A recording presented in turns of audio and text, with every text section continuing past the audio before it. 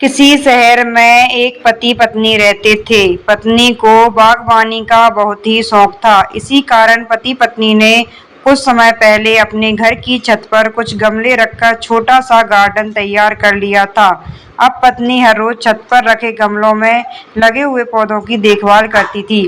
पति के पास इन सब चीजों के लिए बिल्कुल भी वक्त नहीं था। एक बार पति रविवार के दिन छत पर गया। उसने देखा कि गमलों में फूल खिले हैं, वहीं कुछ गमलों में नए कोमले निकल आई हैं।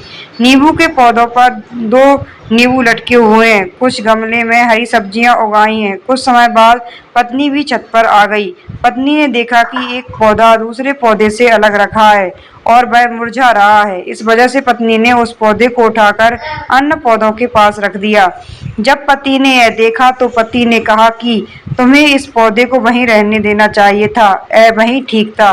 पत्नी ने बताया कि यह पौधा अन्य पौधों से दूर होने की वजह से मुरझा रहा है, इसी कारण इस पौधे को इनके साथ रख रही हूँ। पति ने मुस्कुराते हुए कहा कि यदि पौधा मुरझा रहा है तो तुम्हें इसमें खाद और पानी डालना चाहिए, यह पौधा फिर से हरा भरा हो जाएगा। पत्नी ने बताया कि अकेला पौधा सूख जाता है, यदि यह अन्य पौधों में मिल जाए तो जी उठेगा। पति को इस बात को सुनकर थोड़ी सी हैरानी हुई। पति की आंखों के सामने अपने बूढ़े पिता की तस्वीर घूम आई। उसको याद आया कि कैसे पिताजी माँ की मौत के बाद एक ही रात में बहुत बूढ़े हो गए। माँ की मृत्यु होने के बाद भी 16 साल तक पिताजी जिंदा रहे, हालांकि वह सूखते हुए पौधों की तरह थे।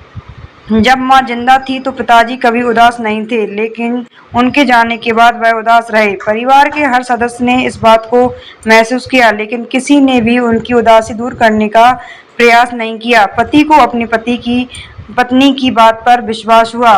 कहानी से यह सीख मिलती है कि इस कहानी से हमें सीख मिलती है कि जीवन में अकेला रहना बहुत ही कठिन है। व्यक्ति को जिस वक्त अपनेपन की सबसे अधिक आवश्यकता होती है, उसी वक्त व्यक्ति अपने परिवार में उपेक्षित महसूस करता है। हर किसी को बुजुर्गों के साथ समय बिताना चाहिए। तो दोस्तों, ऐसा कहानी से आपको क्या सीख मिलती है, कमेंट करके अवश्य बताएं। धन्यवाद।